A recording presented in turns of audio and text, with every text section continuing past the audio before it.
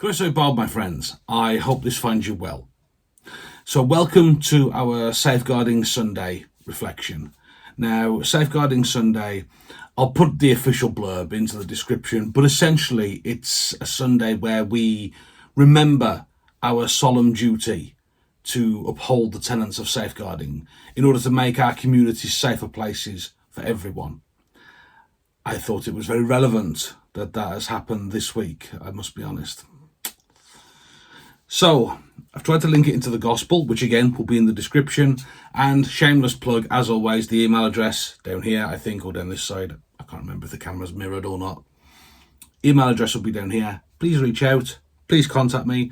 Tell me anything at all. Comments, questions, shout-outs, anything. I'll do it within reason.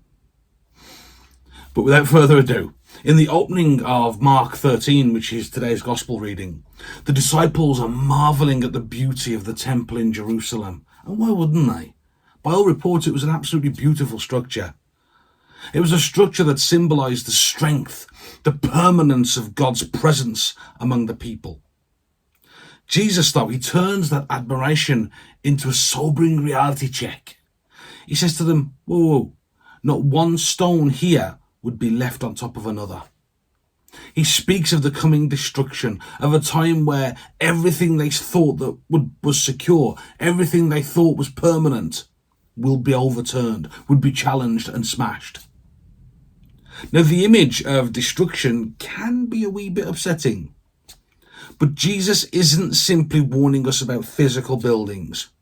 He's reminding us that nothing in this world, no institution, no structure, no human effort is invulnerable to the changes, to the realities rather of change, to the reality of decay, to the reality of destruction. Remember, my friends, that line from The Matrix, everything that has a beginning has an end. Oh, how true that is. In the context of Safeguarding Sunday, though, we're reminded that we cannot implicitly place our trust in systems, structures, and indeed traditions blindly. What we have to do is we have to engage with them. We have to ensure that they are designed to protect, that they nurture the most vulnerable among us. We have to always be asking that question, why? A great mentor of mine and a deep personal friend once earned himself the nickname of the Great Agitator. And I won't say who or where from, but I asked him, why did they call you that? His response was this: because I dare to always ask them why. And the person in question, they didn't like being challenged very much. So when he would always ask them why, they nicknamed him the Great Agitator. My friends, we must always be like Doubting Thomas. We must always be like my mentor and friend. We must always say, well, why are we doing that? Why are we doing that? Our communities, our churches are beautiful buildings, my friends. They really are.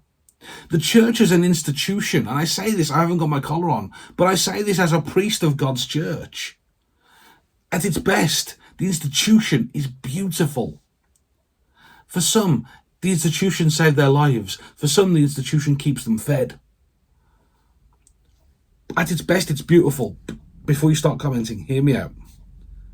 Recent events in the news have given those voices that call for the destruction of the church, that call for not one stone to be left on top of another.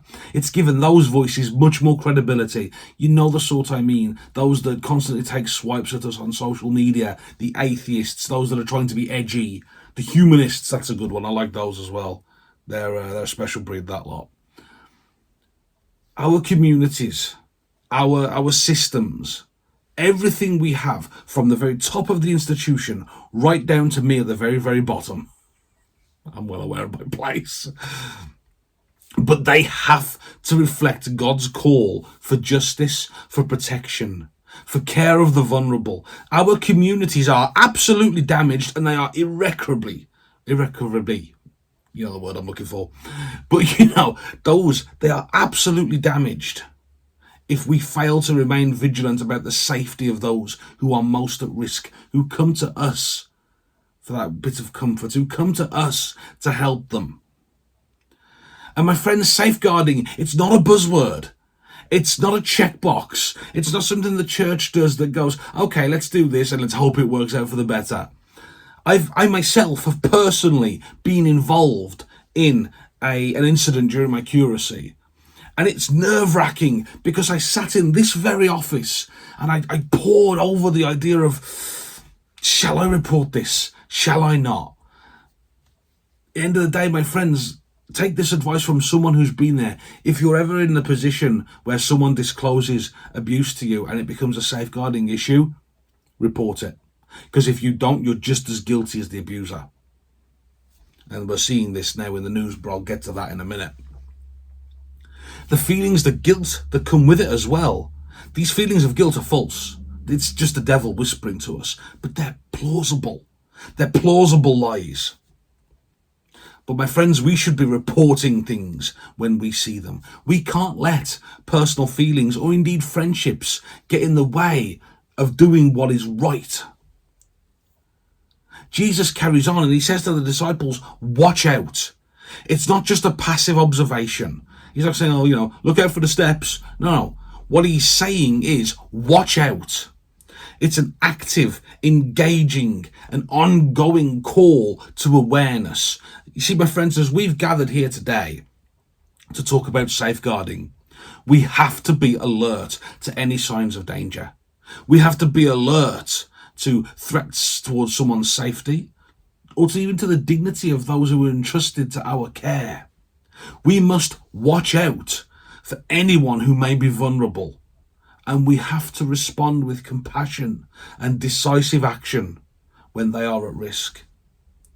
And this is something that so many in authority fail to do. We've just seen it now this week. Here we go.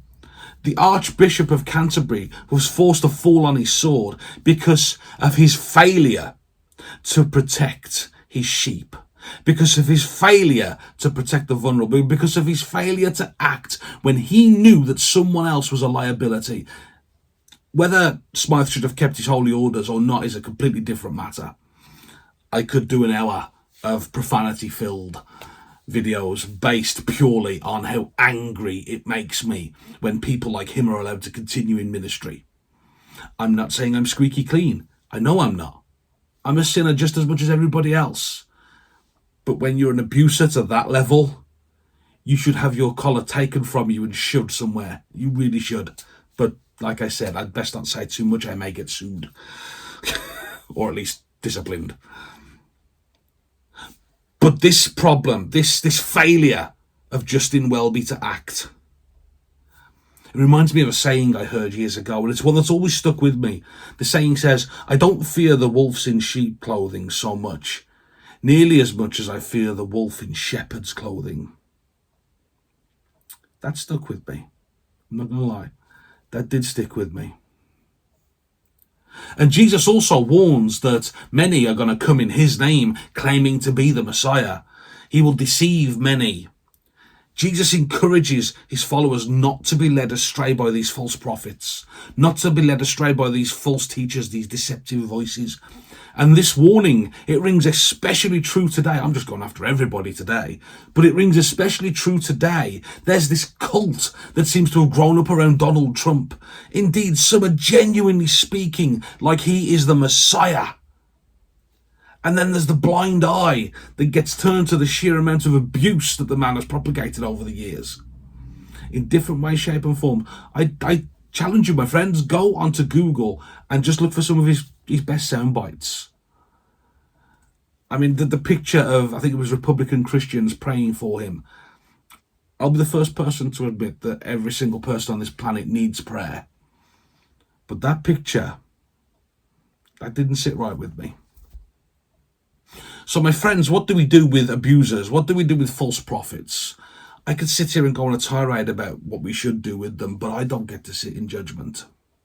And I'm well aware of my collar crack earlier, so that's one for confession.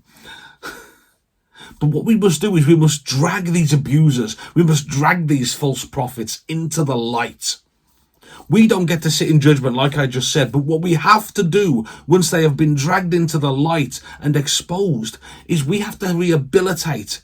We also have to remove them from positions where they can still harm another.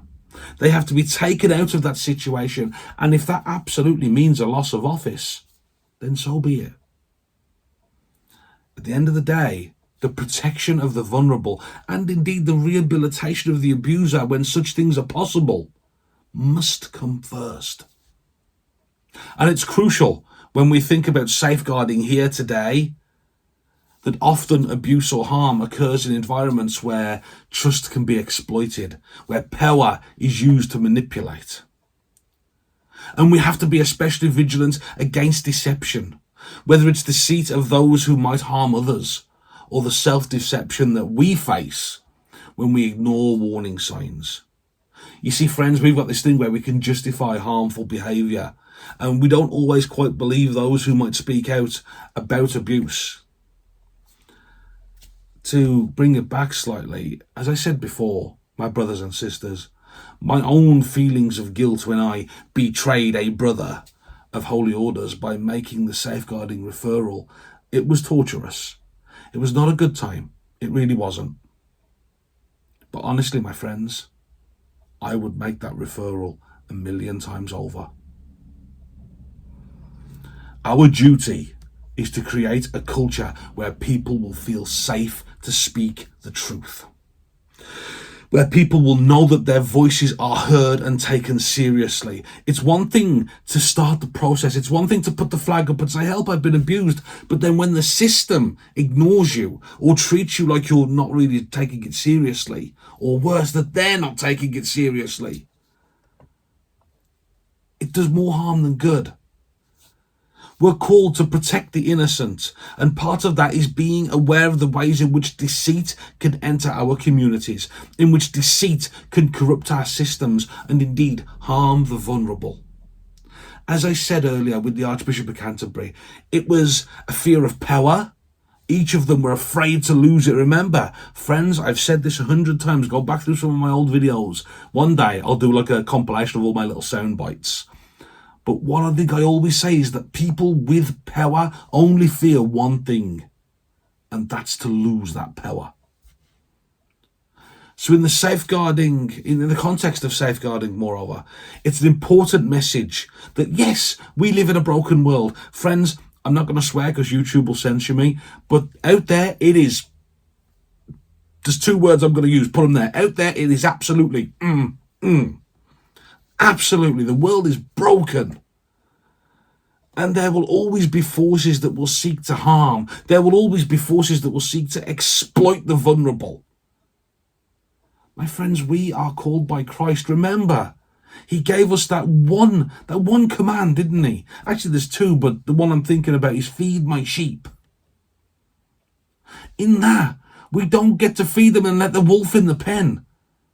In that, we don't get to abuse those sheep. We are called to positions of trust, and I don't care what office we occupy. I know a lot of us who've gathered here, we come from different communities.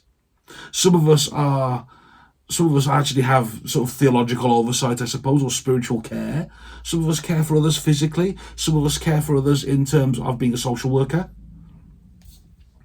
Friends, whatever our ministry, and every single person watching this right now occupies a ministry. Whatever our ministry, we are called to protect. We are called to be the shield. We are called to watch over and to protect others in his name. Friends, our work to protect and to nurture, to bring healing and to bring justice is our duty as ambassadors of God's kingdom. Every single act of safeguarding, every single step that we take to protect the vulnerable, it's part of the new world that God is bringing. A world where suffering is no more, a world where justice reigns. And I know this has actually been quite a titanic video, and we're almost there. But as always, how does it affect us here now in 2024? Well, first of all, let's take to heart the following commitments. Let's be vigilant and aware. Just as Jesus called the disciples to watch out, so we have to remain vigilant in our efforts to create a safe environment for everyone. This means regularly, and I do mean regularly, renewing our safeguarding policies. I know it's boring. I sat in a meeting a few weeks ago where we went through policies, and oh my gosh, I think I did 2 in 1 week. Oh boy, boring is not the word. I very nearly sat at my desk on the one on Zoom and started painting minis. Very, very nearly. But it's necessary. We have to provide ongoing training for all volunteers, all leaders. We have to ensure that everyone knows how to raise concerns if they feel unsafe or unsupported. It's one thing to know that these systems exist, but if you don't know how to access them, what more can you do? Then there's accountability and integrity. Like I said, I'm just a broken sinner like everyone else, but I like to think I carry myself with these 2 things.